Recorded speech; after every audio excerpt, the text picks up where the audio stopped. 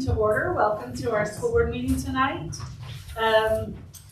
Board members, if you'd like to look over the agenda, and if someone would like to make a motion to adopt the agenda. I move that we adopt the agenda as presented. Is there a second? I second it. All in favor? The motion has carried. Okay, we'll go ahead and start with our commendations of our students and staff. Do you want to start? Sure. Okay, Mr. Murray, we'll start with the elementary.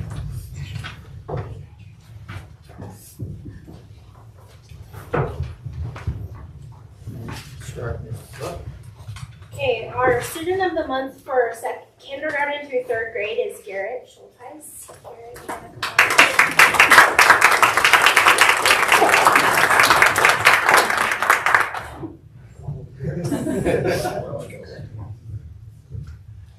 Garrett, this is what Mrs. Helliwell said. She said, it is a pleasure to have Garrett in my dual language class and truly feel he is well deserving of this recognition. He demonstrates excellent behavior not only in the classroom, but throughout the school. Garrett is an example to all, both academically as well as in citizenship. Garrett is a dedicated student who gives his best effort in all areas and is focused on getting his work done right and on time. He listens well and does a great job following directions. Not only is he respectful of his teachers, staff, and his peers, but he is also kind and helpful. Mrs. Espelin said, Garrett is a hard worker. If there is something that he doesn't understand, he asks questions, thinks about it, and tries to figure it out. He will practice hard to master the skills he needs. Garrett is kind to other students and is willing to help without being boastful. Garrett is a good listener and follows directions. Thank you, parents, for doing such fine work.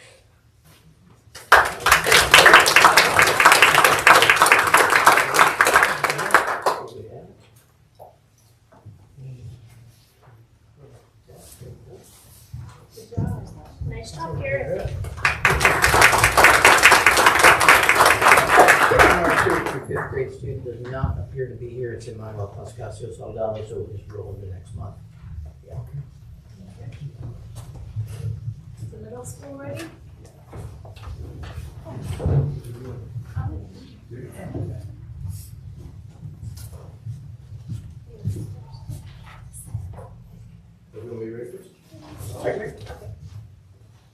I'll do this Melissa one, please.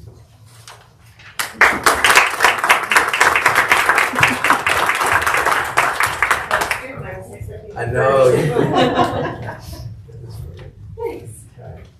I'm going to say a few things about her. Ms. Greenwood wrote some too, just so you kind of know. This was an easy month for us. We just went, all right, so who's a really great parent? We're like, what's the course? She just helped us with the turkey trot. If you didn't know, one of the activities that Ms. Greenwood put together was a turkey trot. Like it was a Thanksgiving and organized it. The first parent, obviously, she called was Melissa, and Melissa helped organize all the other people. Obviously, I wanted to make sure that she was recognized as a parent of the month, simply because her got an 8th grade student. We've had an older daughter go through, and the same deal, just in terms of when we've ever needed something, she's always been a parent we've called. Number 2 is just when she comes into the building every single time. It's always polite, it's always pleasant, even if it's something she needs, even if she's in a hurry. Always takes time to say hi, right? Is always really respectful of all our staff members. The second thing is obviously in terms of supporting your kids and other kids at all our athletic events, and just is a really good role model for how to behave at athletic events as a parent, even when things don't necessarily go as well on the sports field that we want to see. Just models that really great behavior. It's just a phenomenal parent to have. And obviously, her students are really well behaved and also really great students, and it's been really phenomenal that obviously if we had a school full of their children, it would be a wonderful place. It already is a wonderful place, but it would be top notch. And so thank you for your time and everything you do for our kids. Appreciate it. Congratulations.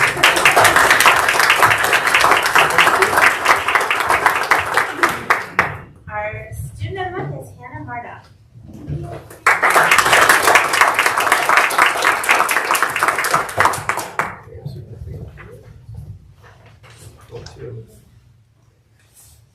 Several teachers nominate you and write some really nice things about you. Mr. Vickers said that you are an amazing student and loves having you in class. One of the things that he likes the most about Hannah is her great attitude and love towards math. She's not afraid to try challenging things even though she might not get it. She's one of the most kind kids and isn't afraid to go out of her way to help another student. She's awesome. Mrs. Greenwood said Hannah consistently puts forth her best effort in class. She's a hardworking student who has transitioned easily into middle school PE. She's a great leader. And Mrs. Greenwood is excited to have you in class for more years to come. Director of Health, was our band director, wrote that Hannah is an excellent student. She's always ready to try new things and to demonstrate and execute new techniques for her peers as we learn those techniques in class. She's attentive and able to identify challenges in music and work and guide classmates when those challenges appear. And Ms. Cueva said that Hannah is posed, polite, and an epitome of student. Let me start that over. Posed, polite, and an epitome of student work ethic are all clear attributes that Hannah displays on a daily basis. Her willingness to participate helps to encourage others to do the same. Hannah's a joy to have in class. Congratulations on this award. It's well deserved. Great, Toby.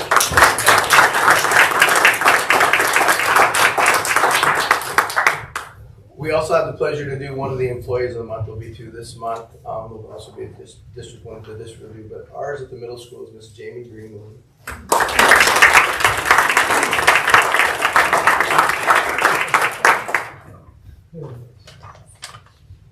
You want to be in the middle? Sure.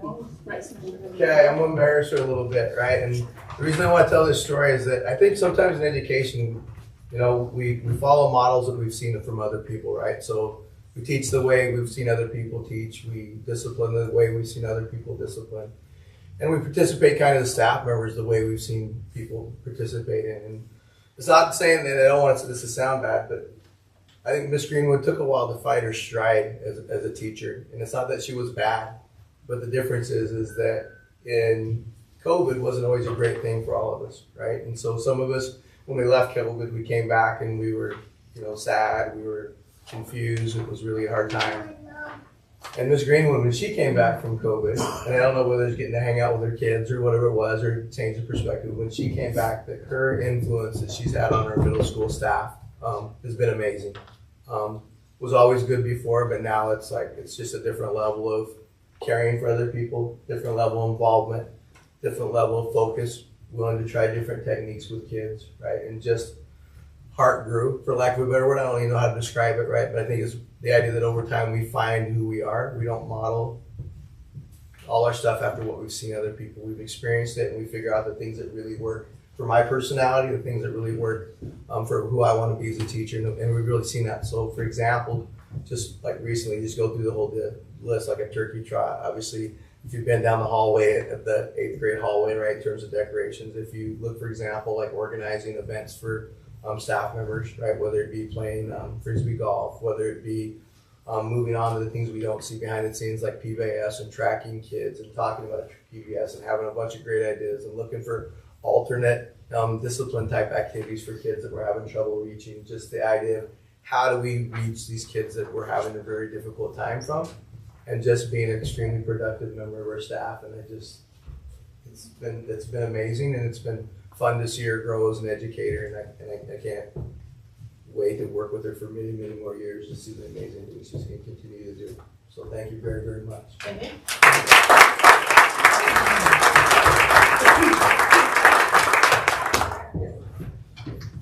Thank you. In the high school?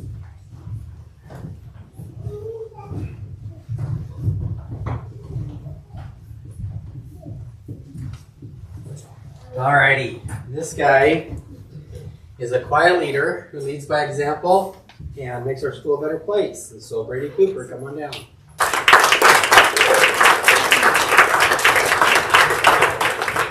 So Brady's a senior this year. He takes classes like Math 113 and Anatomy and Physiology, both dual credit classes, and still has a 4.0 and will be one of our valedictorians at graduation. This is what people say about him.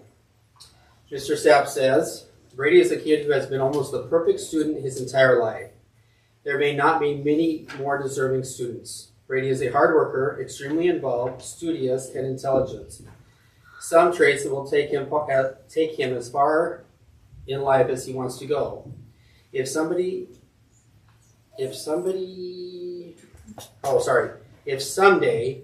He is the one signing my check. I will not be surprised. Well earned, and congrats to Brady. He also says this, P.S. Sorry about Lauren being a pest your entire life. She only does it because she thinks you're worth it. So that's Mr. Sapp. Mr. Cruikshank says, Brady Cooper has been involved in FFA for 4 years and is our current FFA president. He has been a great leader and a role model for all who participate in FFA. He has excelled in a variety of ways, but also is always respectful, kind, and willing to help anyone. We're excited to see Brady's next adventure, but we'll also miss him terribly. That's Mr. Cruikshank. And then lastly, Mrs. Vargas, she says, Brady is very deserving of being Student of the Month. He works hard to be a successful student and to serve Nyssa High School and the community. I have enjoyed having him in my speech class and working with him in the National Honor Society and Student Council. And not just because he's fun to roast, when he's the only guy in the group. I know he will do great things in the future and make Nyssa High School very proud. Congratulations, Brady. And so, we congratulate you on being our Student of the Month. Very well deserved.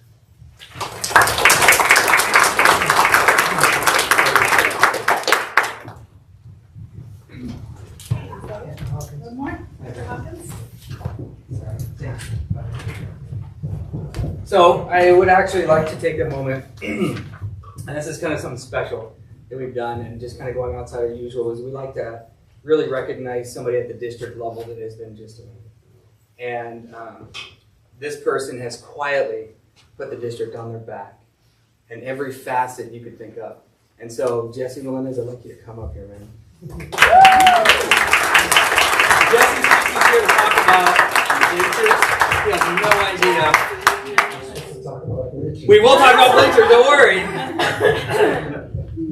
So, we really call Jesse, he is our Leatherman of the district.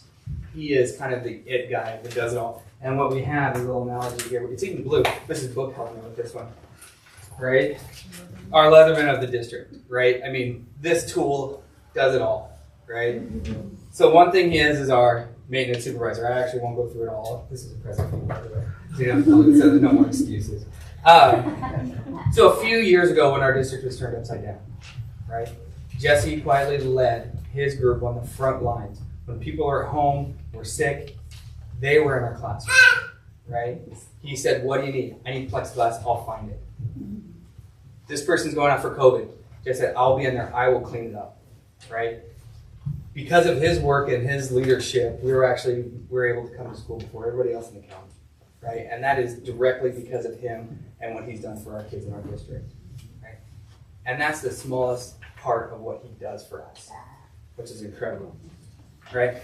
He is also our HVAC master, plumbing. Like you name it, this guy just does it. He does it quietly. He doesn't complain. Before this, what did you know about 150-year-old HVAC systems? Zero, right? But he says, but it's that attitude is, I'm going to figure it out, right? And that's the way he approaches it every single day. Mr. Murray said this about him, is Jesse's responsive to needs both small and large. He frequently addresses them within the first hour or two of being recorded, and almost always within the first day. When I have a last-minute need that I fail to plan for, which a couple people do here in the he graciously takes the matter in hand and gets the work done. That's what he does. He quietly excels in our district. So, before the board meeting tonight, I was a little worried. We talked about this. Where were you? I was coaching middle school boys. Oh no, my daughter's practice. He doesn't even know what he's coaching. He coaches so many things. So think about this. Not only is our maintenance supervisor and does all that, he also coaches every single sport for us. Football, softball. Have you done baseball? Baseball, basketball, at every level.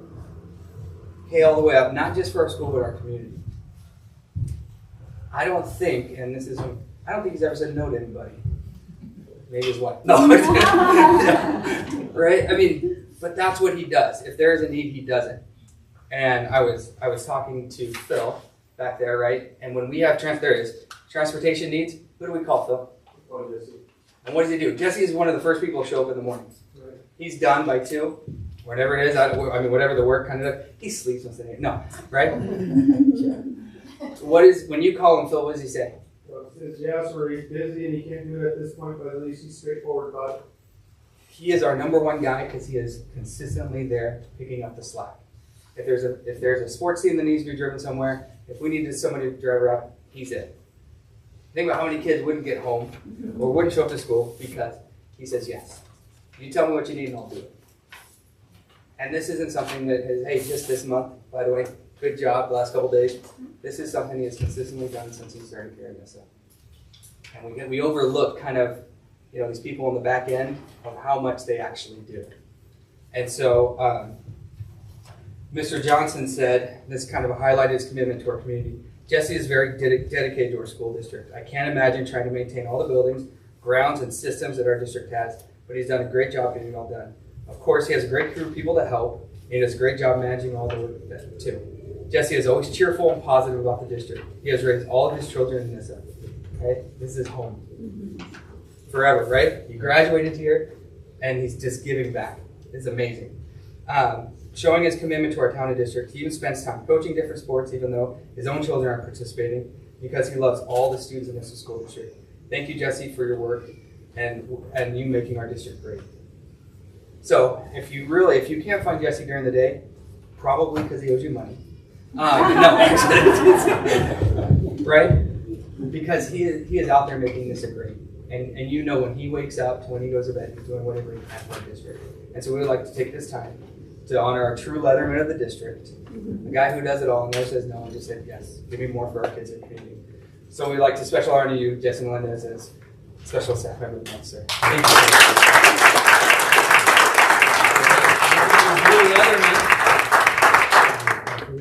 Yeah. No, so he still wants to talk bleachers. We'll talk about bleachers next time. By the way, we'll talk bleachers next time. Thank you. Thank you. Those of you who got an award tonight would like to step out in the hall. You can get your picture taken for the paper.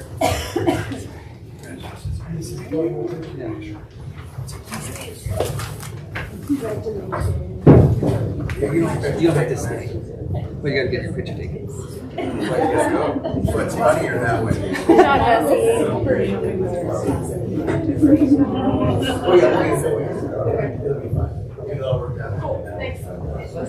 We're doing the schedules. Can I real quick ask you?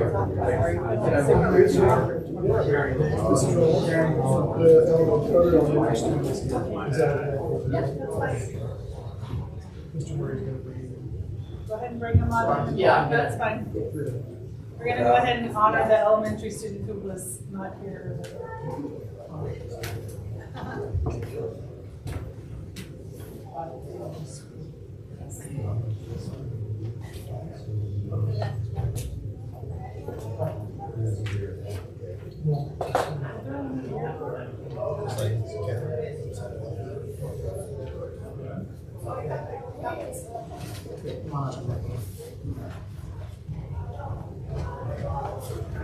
Okay, real quickly, our 3rd to 5th grade student of the month is Emmanuel Pascasio Salgado, please.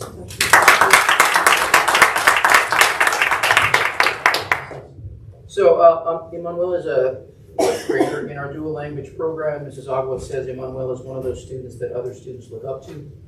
Academically, he is a top student and always working hard on any assignment. He excels in both English and Spanish. I enjoy having him in class because he is a hard worker, but is also considerate and respectful of others. He's kind and plays fairly when involved in games, works well in groups, and helps others who are struggling. His parents and family should be proud of him. Mr. Segura says Emmanuel has been such a pleasure to have in class this year. Every day he comes to class with a smile and a positive attitude. He works hard and tries his best on everything we do in class. He's smart and a math facts wizard. He's also respectful and kind. He gets along with everyone and is kind to those around him, willing to help me in the classroom or other students that need help. He's a great example to others. His parents should be very proud of the kind, respectful son they have raised. Gran trabajo este año y especialmente este mes. Y también tengo la información en español para ustedes. So our 5th grade, so 3rd to 5th grade student of the month, Emmanuel Pascasio.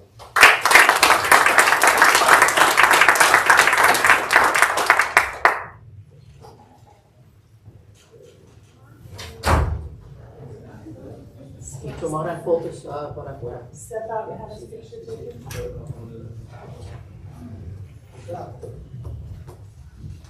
Gracias.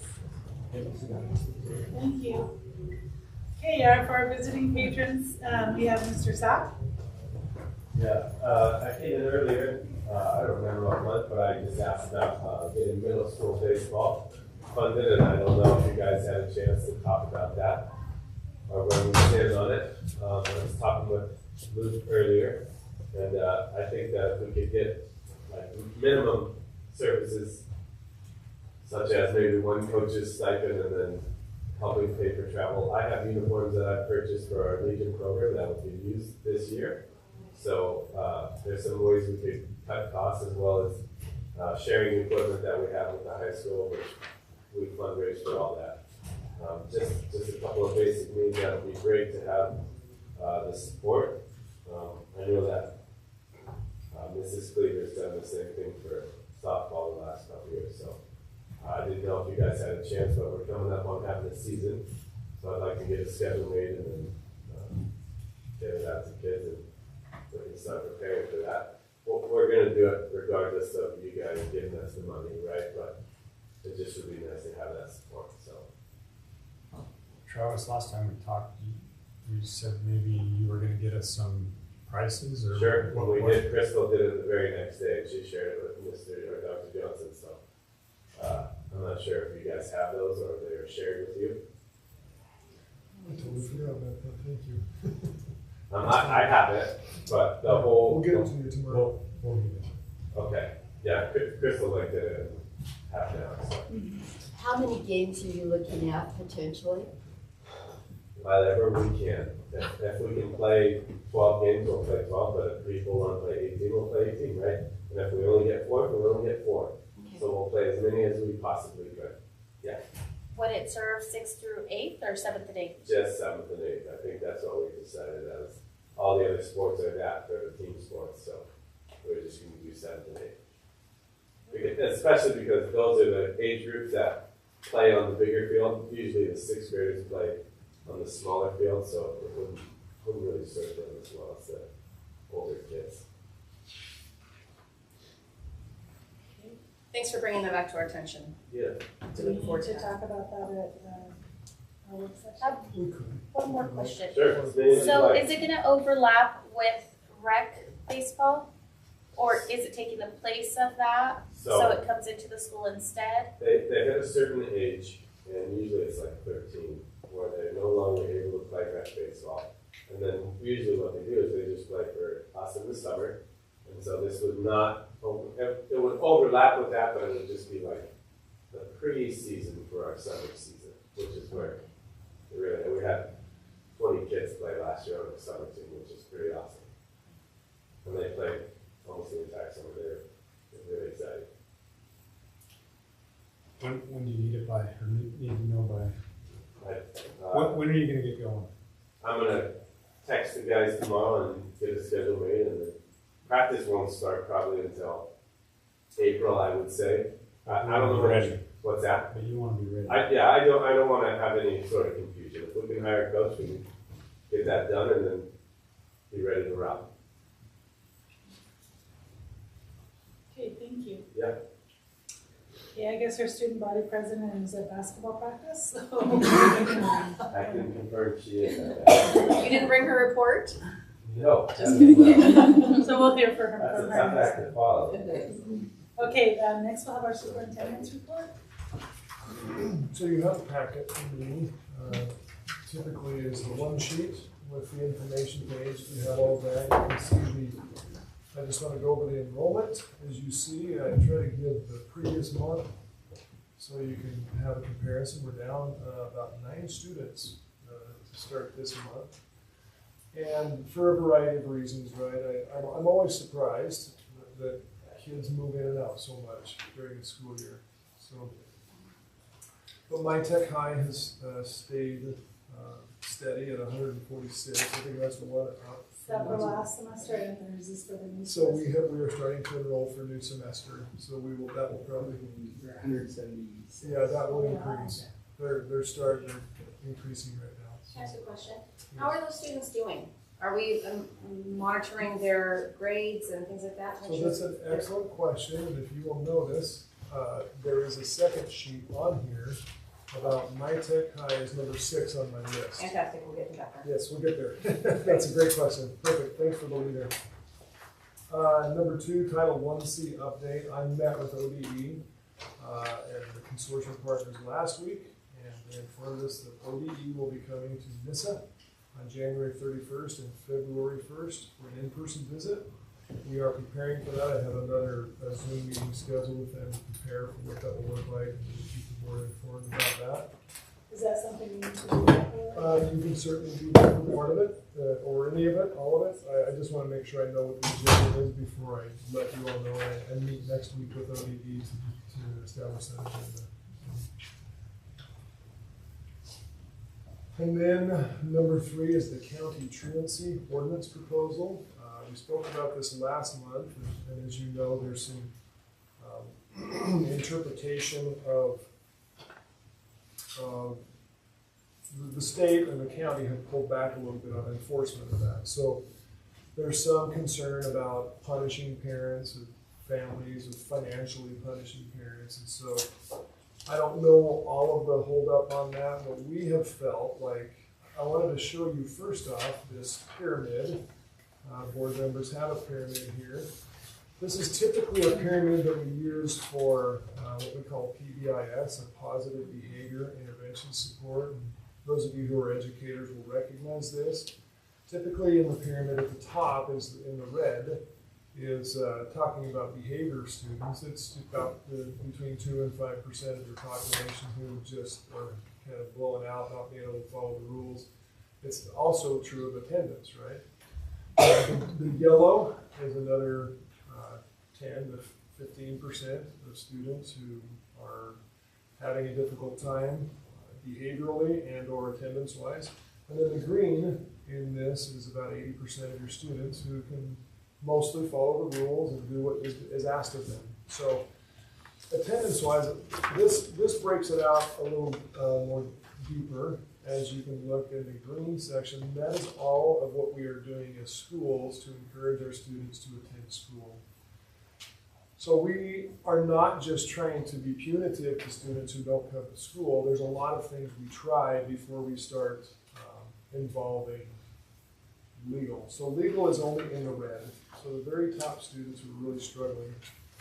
And even at the yellow, those students, 10 to 15% of students who struggle, we have wraparound services, health department, community organizations, Lifeways, parent mentoring. We try to involve a lot of agencies to help families understand the need to come to school. So our calendar this year has 162 days, student contact days.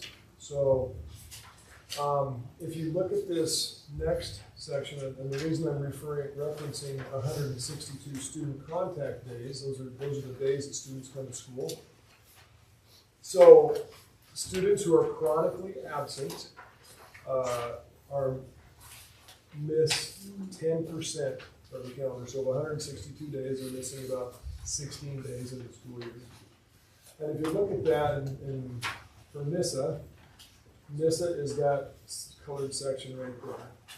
So this last school year, we had over 30% of our students who were chronically absent. 30% of our students who missed more than 16 days. And so that is the definition of chronically absent. In other years, it wasn't so much. The 1920 years, that middle section is white because that was COVID, right? And then the yellow was 2018-19. So our attendance, our core attendance has grown. And so that's not a good thing. So over 20-30% of our students are chronically absent, missing. So obviously, students who don't come to school miss a lot of things. And so we are trying to encourage parents. And again, we don't want to be punitive. There's many of things we're trying. But I think you could speak to each of our principals, vice principals, who are tasked with trying to get kids to attend school. And it's hard. And we want them to be here because we have outstanding teachers. We have great programs for our students to be here. And we are preparing a future workforce, preparing a lot of students to take their place in society. And it's hard when they're not here. Principals, anybody want to speak about that? Attendance? It's really hard. And then, so the progression over time, let's see. Right after COVID, they decided that families could no longer be cited and give a citation, but we could still take them to court and they could do directives. And then the following year, they said, no, that's not our place at all. Don't bring them to court. And so it's hard to have that bottom line.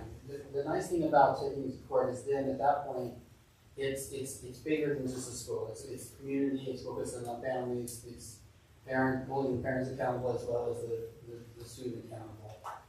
And so it really is a missing part.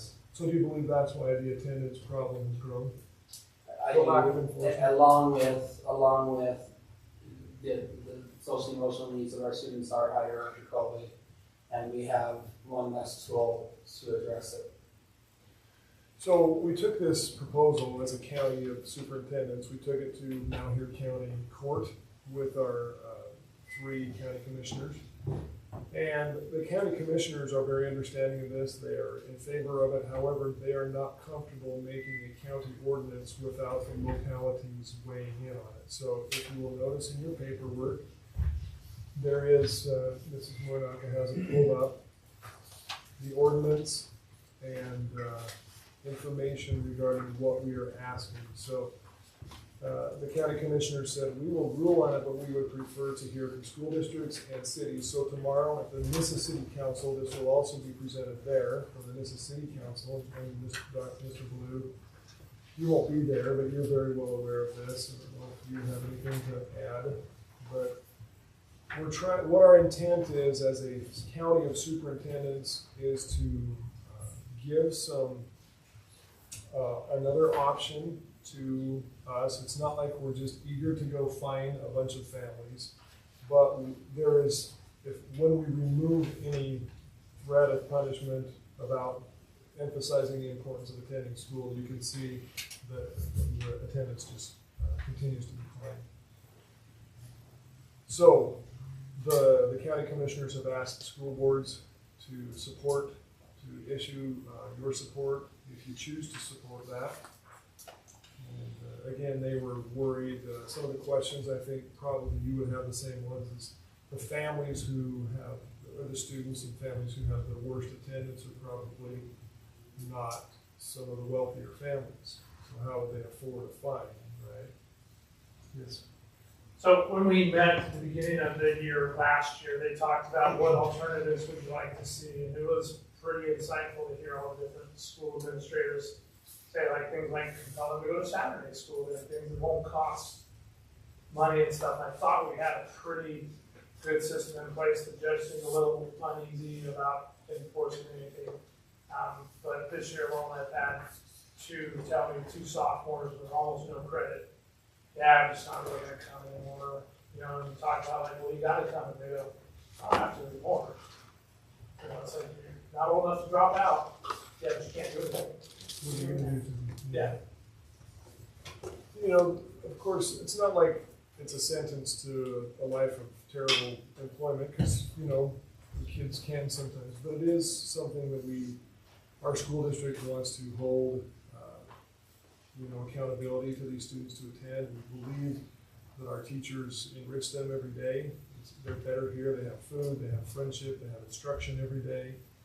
And I think you establish good habits, learning how to work hard and stick with hard things. So, don't they have to have their attendance letter to get their driver's license? it's a good question. I think they do. Yeah, they'd be part of this. Yeah. Yes. And that would be Something to hold over. Is there an option for students who have a desire to drop out to do a study course to get their GED? Yes, there's a lot of options out there Okay. available to students. How much do they have to miss before, they get into the yellow or the red? So yellow is, I don't know where we start getting into yellow, but that's a good question. But the red is where any enforcement penalty would come. So there's a lot of things tried before any financial punishment would ever come to a family. And then I think Mr. McDonald spoke well to that, is it's not like we're just trying to financially punish families we're trying to figure out how to emphasize the importance of being at school. So it might be Saturday school, it might be no cost to them, it's just an effort, right? So it's a cost to the district to pay somebody to be here on Saturday, right? I think I wrote some of the things we do at some of the schools. So I print a report out every month that gives us the percentage to see who's chronically absent. I would say our yellow is probably the kids between 80 and 90%, and the reds are below that 80%. And so what we do just varies a lot of time. Well, I call them all in and I'll meet with them and see what's going on. Sometimes I'll call home, and sometimes it's as simple as there's nobody to get me up in the morning, and so we try to arrange the bus to stop by and get them. Or just find whatever it is that they're struggling with. If they're struggling financially, then I'll see if they meet McKinney-Vento, and then I'll refer them to Jacoby. Sometimes if it's just a kid not really being super motivated, then I'll put them on a tiered reward system for prizes they can earn for making it a certain number of days consecutively in a row. I would say the tip of that triangle, something that we did this year, and I worked with parents, and so it was more of the student not wanting to come, and I had the parent support.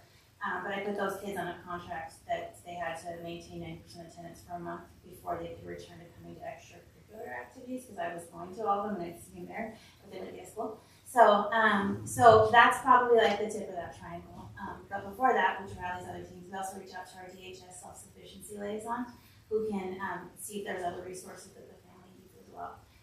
We at the middle school haven't taken very many kids to court, but we did do a couple, and it was helpful because I think at middle school there's still, some that isn't all the kids' responsibility to get them there. They rely on their parents sometimes to help them a little bit more.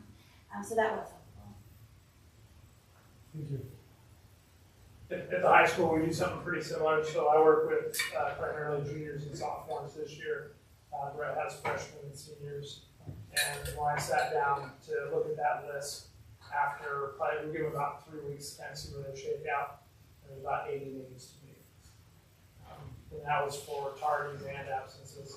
And so we try and do 3 or more of any kind. So just meet with them and just say, hey, what's going on? Is there something that we need help?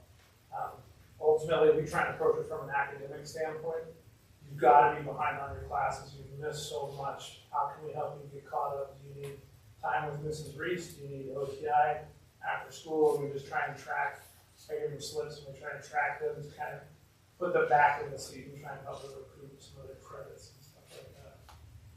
Can you answer the absent percentage? Is that whole day, partial, period? Go ahead, Luke. Gotta be half of a half to count as a half, gotta be half of the whole to count as a whole. It's clear as mud, right? No, so, yeah, okay, I just want to make sure. They did make some exceptions to it, right? Initially, when they came out with the 90% threshold, extracurricular activities counted as part. So if you were not in school in session, it counted. So the state did change that distinction, which was helpful. Obviously, like in our area, if you're to travel to Riverside, you missed the whole day of school, right? So they didn't count as half of a half and stuff. So they did make that adjustment, but it's still a 16-day threshold in our system to be chronically absent, which is 3 weeks of school, right? So it counts illnesses, vacation, excused absences. Free range, you name it, doesn't distinct. The only thing it does is a school-based activity doesn't count, or a school-based activity that's a learning environment, like going into, FFA. Yeah. So is that 16 days out of the 162 days? Yes, it's 10%. 10% is considered by the state as chronically absent. The high school, really quickly, is yours, are a lot of yours partial attendance and then leaving, or is it like they just never show up? Yeah, we unfortunately have both. We have the student that each one here, and we have the student who has a hard time meeting up and just gets out of themselves there, and then we have the student who's just gone all day. A lot of they're supposed to have 90% attendance, and so that's our focus. How we make up time as much as we can, like Mr. McMillan said, either OCI and substantial or in school suspension. But yeah, and I, I think our students and parents are probably sick of hearing me say it, but poor attendance is the number one reason students get frustrated about letting us out of school. And it truly is. If we can get them there, we can get them connected, we can get them moving, we can move them forward. But we don't have a chance if we can't, if they don't make it through the door. And so, and truly, Araceli and David have explained it pretty well, but I pick up kids in the morning, we meet with parents, we do attendance contracts, we have them make up time with Mrs. Reese. A lot of times, if I have kids that I check with each week to monitor, and so that they have to check in and report to me about their attendance, and just as an ongoing basis. If they know they have to answer to me each week, then I get a little bit more efforts.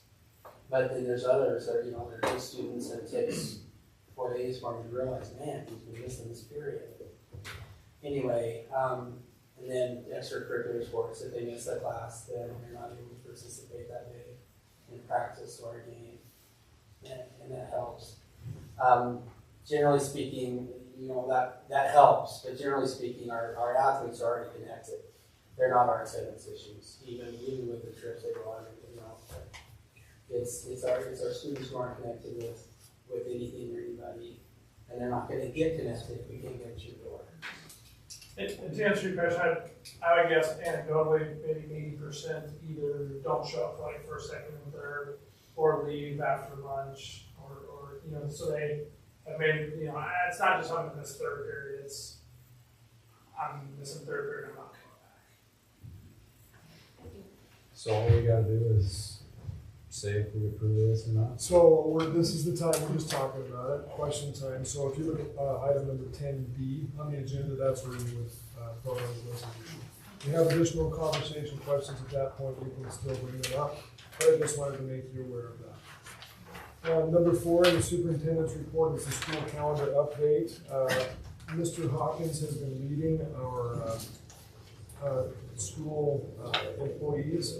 Many have volunteered to be on this committee to discuss a calendar. And one of the topics of conversation, certainly in the larger area than Nyssa, a real point of pressure perhaps upon us is the trend of 4-day weeks.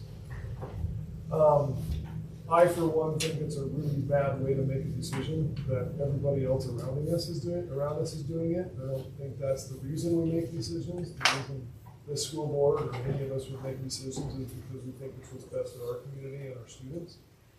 And so we are not ready to make a ruling or to share all the information on that tonight, Mr. Hawkins. I know that perhaps the board saw that. We saw the survey that was sent out to the community. A couple times. Yeah. So, and I will speak to this. I don't know. I don't need to speak for anybody. I may be off base with this, but the survey has a lot of information in it, right? There's 3 options of calendars to look at that have a 4-day week or a modified 4-day. And there's 3 options for a 5-day week. And so there's a lot of information. I think a lot of people look at that, perhaps get overwhelmed and think, I don't know what I'm looking at, what am I answering, right? But we've got quite a few responses. I don't know if you have the number of responses, but people are weighing in and having an opportunity to voice their opinion about what they think. That would be community input. Staff and community input would be one data point that the board would consider when voting on a calendar for the following year. That's one data point of several, probably. Another data point would be what does the research say about student learning on a 4-day week versus a 5-day week, right? So we want to help inform the board. I am proposing, or at least thinking, that January 23rd, a Monday, would be a work session where we could present a lot of information about this, if that's available to all of you. It's a Monday, 2 weeks from today, to discuss this calendar issue as well as anything else that would come up that we could discuss. And that date may not work. That's a suggestion I'm giving the board. It's a Monday, which we typically meet on Mondays. So, and then number 5, HB 4030. I have included the email just as a reminder. I sent it to you all in October, outlining some of the things we've done, just recent updates. We've sent a reimbursement form to all employees for credits that they're taking. Crystal starting to receive those, yeah. We're still developing an employee recruitment form for new employees who were hired this year to fill out who recruited them here. I have had many people reach out and say, hey, I recruited so-and-so and so-and-so. I said, well, good job, thank you, but the way this works is that the person hired is who identifies the person who recruited them. So that's how we'll work that. Working with payroll to determine employees in their first 4 years, that was one of the things decided. And then a promotional video for the school district is in the works. And so just wanted to give you updates there. And then My Tech High, I had a great list of questions from Mrs. Robbins today. Excellent questions, and I have included them on a separate page for you, and I propose that would be another topic of study at our work session on January 23rd, if that is a date that works for all of you. I was not able to gather all that information today to present to the board, but that was your question, I think, Mrs. Monk. I hope that answers that. Those are great questions. Megan has good questions. So thank you all. Okay. The board report on the Legislative Education Summit, was that going to be that? Yes. On Tuesday, the 3rd of January, we had a Legislative Educational Summit. Senator Lynn Finley was there, and Representative Mark Owens was there. He's from Crane. They've obviously presented this in several other areas, but it was very good. We had attendees there from A-Rock and Jordan Valley, which surprised me, and Zoom attendees from LeGrand. We had people from Crane. There were a lot of people there, considering. Darren was there. He had to leave early to attend a Parma basketball game. Megan Robbins was there, and Maribel Ramirez was there, along with myself. Maribel and I were lucky enough to sit at a table with Lori Statensfield, the OSBA lobbyist, Malheur County Commissioner Ron Jacobs, and Senator Lynn Finley. And don't ask me how that happened. I just sat down at a table and all the bigwigs, and everyone was stopped by. So anyway, some of the things that happened, they did present drafts of potential educational bills, and Megan will speak to those in a bit. I want to tell you that it is important to know what happens with these educational bills. On January 1st, there were 4 educational bills from previous session that were approved. These do impact us. One of them was the SEI that we're all complaining about. One of them is going to require the Department of Education to conduct a survey related to academic assessments administered to students, and to develop recommendations and and to make sure that we are developing recommendations and best practices related to those. Another one of these 4 bills establishes a state goal that percentage of diverse employees employed by the Department of Education reflects the percentage of diverse students in public schools. And I'm thinking that may eventually trickle down to our level. So, and the 4th bill dealt with, again, with child support and parents. So, but that is one of the reasons we need to pay attention to some of these bills that happen. I will say that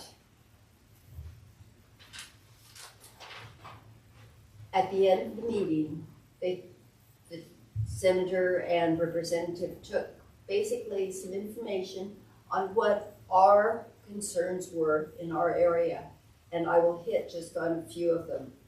One was the continued need for early learning funding, and children who don't know how to socialize can't learn. And we really need to be aware of that. A lot of our kids at the age of 3 and 4 do not know things. Another thing was CTE.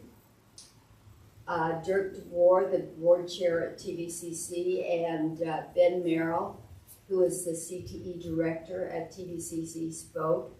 And one of the things we learned was that other states use a different funding formula to fund CTE.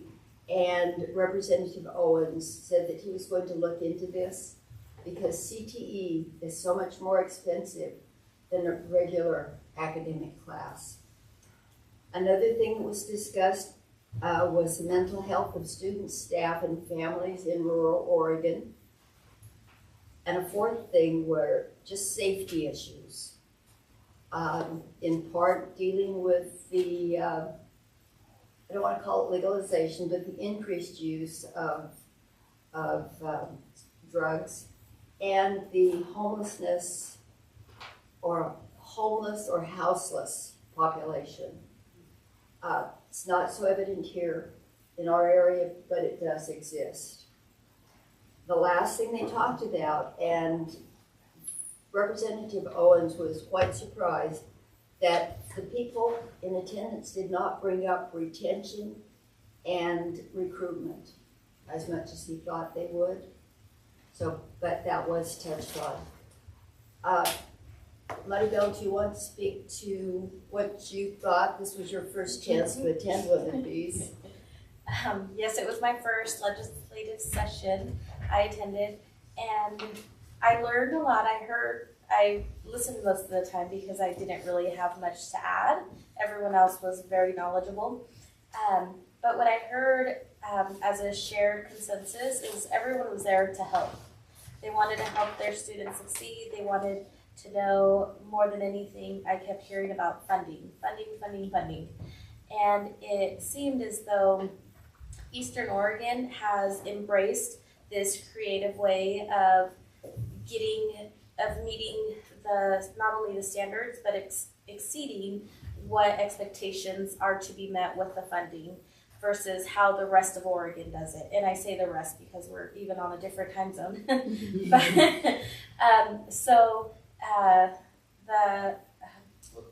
would you say, Mr. Finley and Mr. Owens, they were quite surprised to hear how much has been able to be done with the funds that are allocated to the school districts in Eastern Oregon, from early learning up through the community college level. And so it was a shared view that if this much is able to be done with the funds that are allocated, don't cut them anymore. If anything, add to it, because the other districts aren't doing what they should be doing with the funds. And so they said they would look into it, and it was just very informative. I will definitely go back to another one. Thank you. One other thing Maribel reminded me was that I spoke to Senator Finley and Representative Owens about the approximate $1.7 million that we need still to finish the HVAC. And they both told me that apply, that there might be funds available. So I, in my crude little way, managed to get emails sent to their two offices, and I did receive a form back that I printed off, and that I will leave here that is an application for lottery funding, should it be available. So anyway, and so I have 4 bills that I think are ones that we need to pay attention to. There's a couple of other ones, but these are the ones that I think affect us the most. There's they want to remove the restriction on the distribution of student investment account money to virtual public charter schools. So that will affect, if it passes, that will affect our budget. They also want to talk about removing the limitation of that percentage of students who can enroll in virtual charter school, public charter schools. They will not be, now students would not be required to get permission from their local districts to enroll. That's one. And then another one is the governing body, so like the board having to go through training. They're trying to kind of clean up that language of what that entails. Besides the mandatory reporting training, we'd have to have district budget training, understanding student progress and strategies for school improvement, and professional development on public education. So that's one of the things. And then removing the economic interest filing for districts with fewer than 7,500 students. So the 7,500 students. Could you tell us the number of the first two bills, or tell me? I can just email you all. Thank you. Okay. And then the last one affects high school. They're trying to pass it where if a student is enrolled in a school but takes the GED test, then we would be required to give them a diploma through Nyssa. So those are the four. And these are all just draft proposals at this time. Thank you. Okay, thank you. Next is our financial report. Crystal?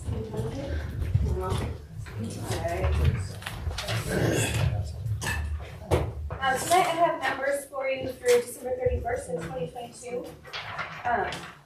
If you look on the second page and you look at the actual December numbers, you will see a large red number and it might jump out and scare you. That's because our expenditures exceeded our revenue that came in.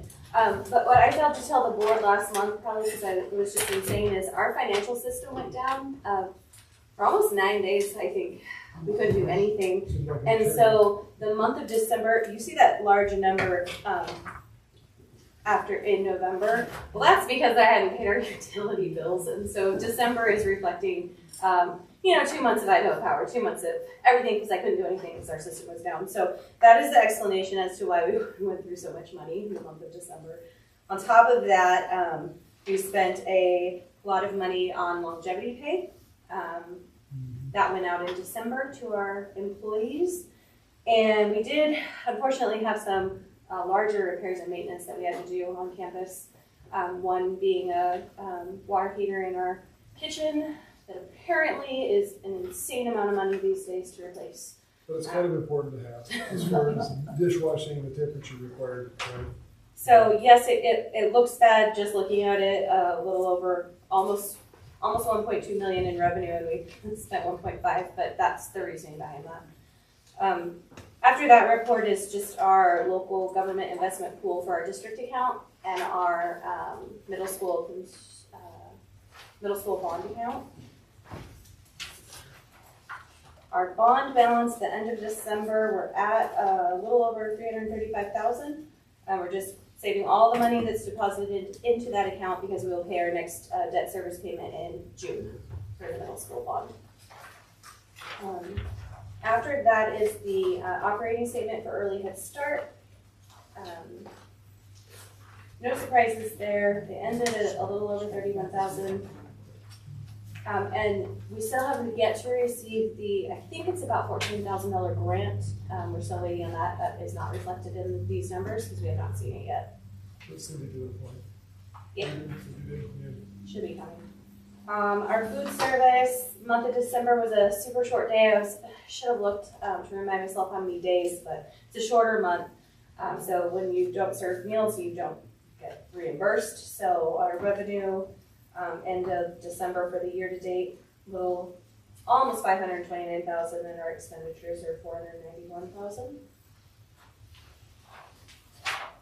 And then after that is our payroll report for the month of December. You can see we ran 6 different payrolls. It was a very busy month for us. Longevity, regular payroll, other things. And then the approval of the bills, which if you do look at that total, you're going to see it's outstanding because of double payments. Double utility. Does anyone have questions? Oh, it's a lot to take in.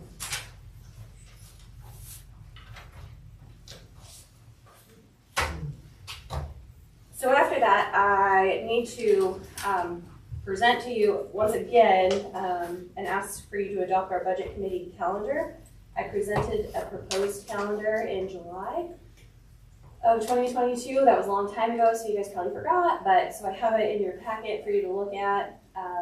This is the calendar that I recommend. This is the calendar that I'm feeling comfortable with as I build our budget for next year to then present to our budget committee for approval. But I need your blessing on that.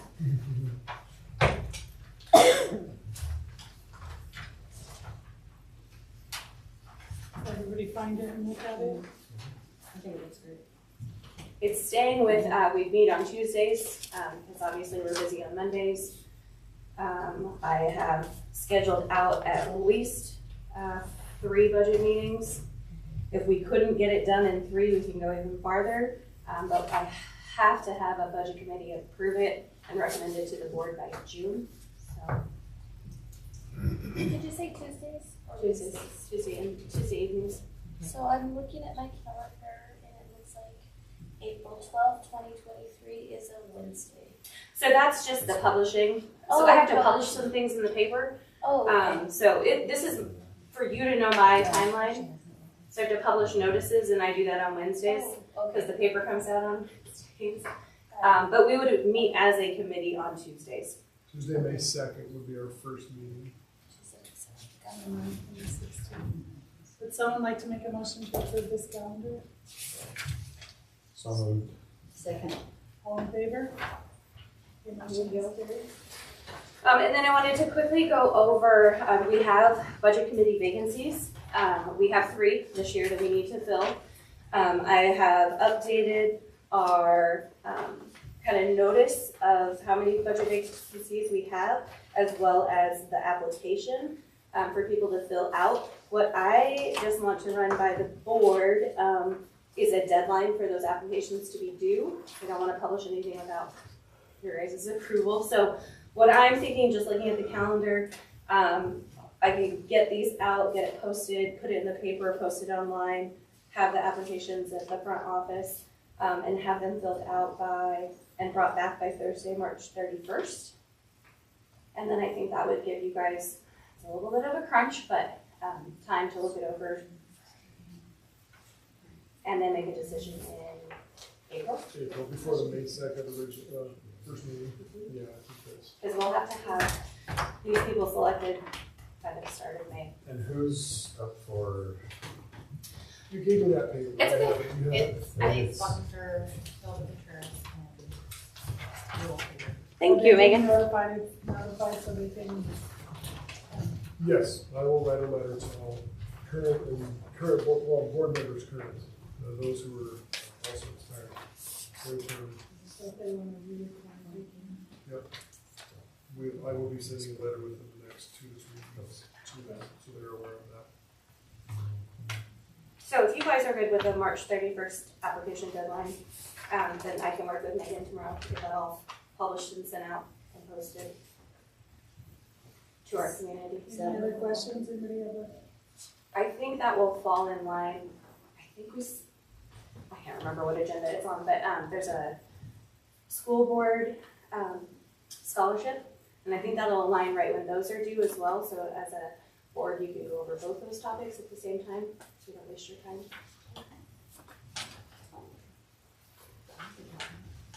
Thank you for being so efficient with our time. You're welcome. Okay. You're welcome, Crystal. Thank you. Okay, next is the consent agenda. I'll take a minute and look that over. If someone wants to make a move to approve the consent agenda as is. I'll make a motion to approve the consent agenda as presented. Second. All in favor? Okay, so approved. Looks like there's no old business, so, on 10A, we have the MyTech High Yeah, so I put on the table for an updated Tech High contract. And so the difference from last year to this year is the 1 year probation will be up, and so change it to a 5-year contract with my Tech High. A 5-year? A 5-year. So, and that's up to negotiation. So we have a 5-year on there. It's also K-8 instead of 9-12. We're just having issues finding certified people for those 9-12 classes. And How many 9-12 students do we have right now? 4 or 5. There's not a lot. Yeah, everything is K-8. So those are kind of the big changes from the last year's contract. So again, that's where we're. Skip the part about the 3% per year. Oh, the 3% raise from the 540, which and That's 570. Crystal and I talked about it. Even where we're at now, we're above that 80-20 mark where we started the negotiations with them. We're making more than that. So And we started at 80-20 and you were able to get it down to what, 60-40? Yeah, something like that, yeah. And so we're at 640. Actually, if you look at it right now where we're at, because we're getting more than 8,500 per student, it's actually more in our favor than that 60-40. So is that 3% compounded every year? Yes, it is. Which is pretty standard. They never had it in the previous contract. They didn't. We were a year only, and Well, even in the previous contract. with the it's 3%, for yeah. For 4 years, I don't believe I read it there. Yeah, and if you'll note, I mean, if this is a whole kind of redone one from the previous, there's a couple more things in there, but those were the big changes of it. Ryan, don't forget to tell me that, 3%. Yeah, and I totally, we talked about it even before this meeting, I totally forgot about it, so. The other thing that concerns me is that it states in there that they'd like to have this done by the 15th of January, Yeah. and we're just getting it today. And I which is told the him, and I talked to him like about 5, and I said, hey, we're gonna be talking about this tonight, we'll warn the raise, it's not an issue. So, Maybe yeah. February, It'll have to be February, because you guys are just looking at today, talking about it, and be able to vote. February So. 13th. And we're talking about a potential January session. 26th? Yeah. Is that So on January 26th? 23rd? 23rd, sorry, 23rd. And like I said, all of those terms are up for, if we don't wanna go 5, go 3, or 4. They're not interested in a 1 year again, so. So the lowest they would go would be 3 years contract. Possibly, yeah. I just talked to Matt. Because it is, like I said, it is a large investment on their part.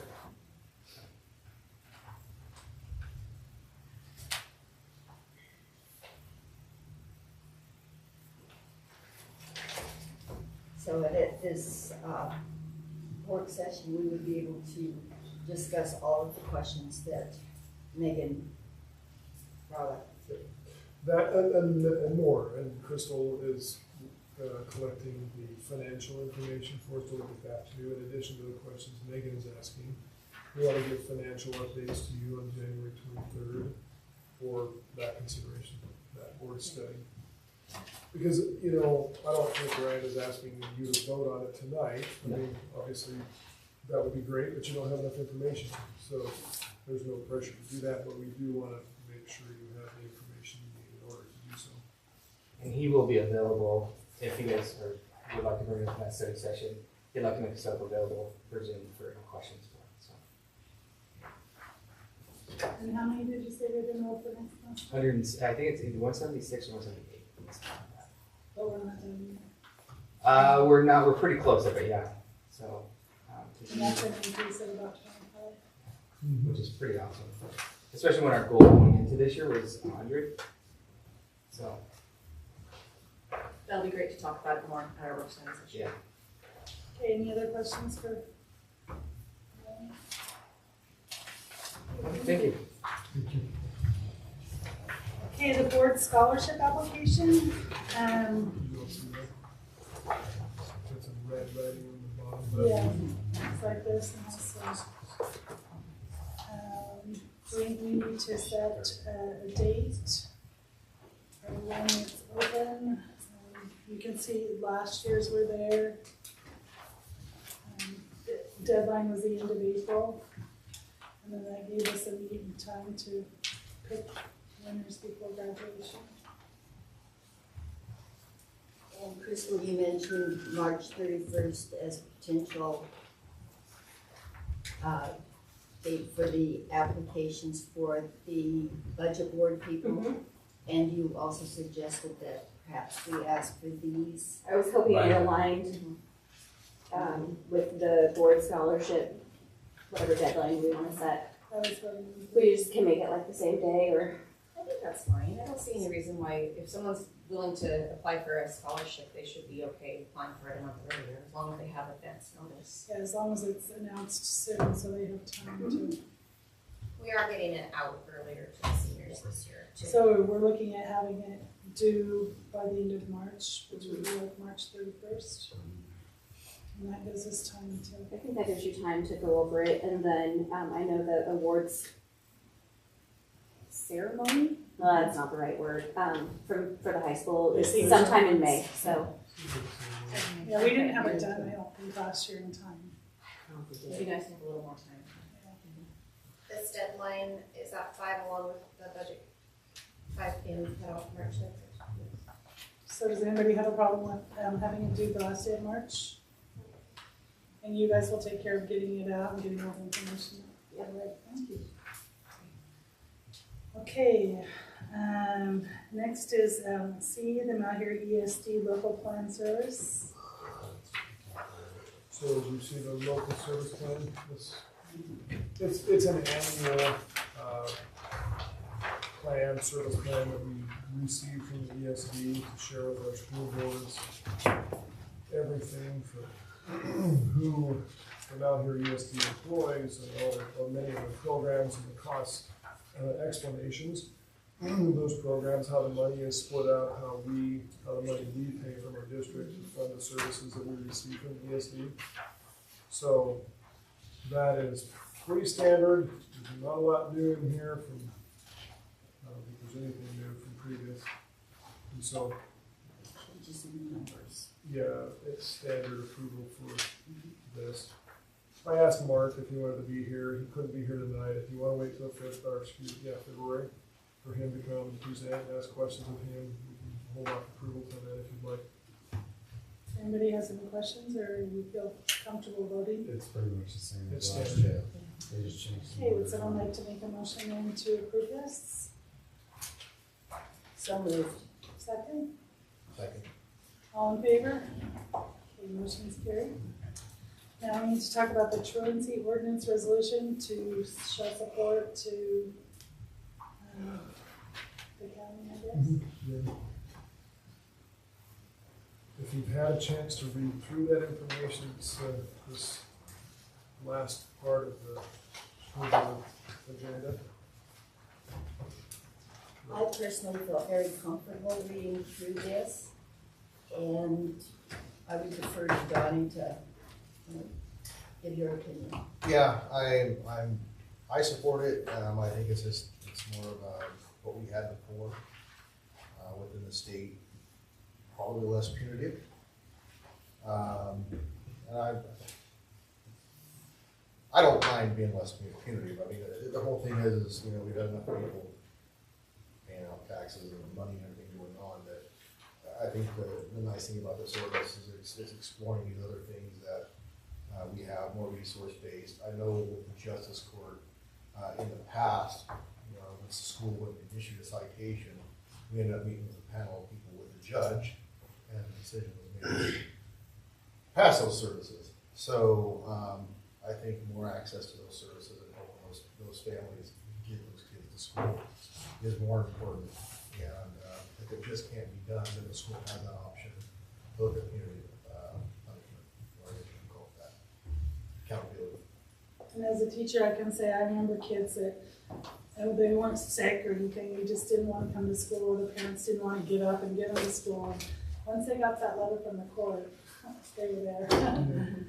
before the fines were even, they just got a letter saying if you don't get your kid to school, you will be fined, and so they were there. So I know it helped. Now, it's given the circuit court option, which in the past we did not have, before I stopped at the justice court. But I think there's a legitimate concern that we will overuse this or overfine people, but I don't really think that's the intent of anybody I've talked to. It needs to be an option, because if it's not an option, then some people will get the responses that we've gotten. Yeah. So I think, again, it's a good school. It's another tool in the toolbox. It's like the middle school's got more on it, program, getting kids to school without having to go there. So this is that tool in the box if that's not working. Okay, so does somebody want to make a motion to show support for this? So moved. Second. All in favor? Okay, good. Next, we needed to set a date for an executive session to go over a bunch of stuff. And it looks like the 23rd has been brought up. Everybody look at their calendars, and does anybody have an objection to that? want to jam everything into one day? Could do it. So we're gonna talk, Megan, we've been thinking. It's not flooding season yet, Jamie. Better get it done now, right? And what time will we do, like from 6 till 1? I would assume 6 o'clock and we'll do dinner, so. Executive meeting first How do you want to do that? or last? Is it most of it gonna be executive? Well, we No, have, probably. My tech contract. And Can it be the last? evaluation, Yeah, go over let's- that stuff. Let's do it last. last. So do public open first and then go into executive? Yeah. Okay, 6 o'clock on the 23rd. Is that all right with everyone? Okay. No. Madam Chairman, Yes, ma'am.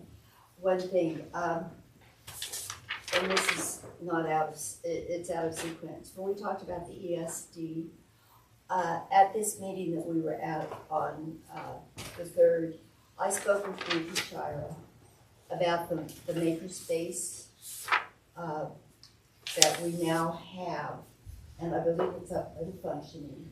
The old art room has an HVAC system installed and it's being cleaned out, and I talked to Mark Redmond and Nikki Shira, and they are aware that it is ready for them to go into. So I didn't get the email sent off to Luke because using that space does not have a bathroom, so the kids are gonna need to use the middle school restrooms. I did ask Nikki if we extended an invitation to her. She is willing to come to tell the board what the makerspace is all about, the kinds of equipment that they have there, and how this will actually work into CTE and provide a lot of this kind of training for our people. So, We can have her come to February board meeting. yes, I would like to extend it to February. Yeah, And you'll take care of that. I will. Anybody else have anything to say before we adjourn? Okay, thank you for coming. Meeting's adjourned.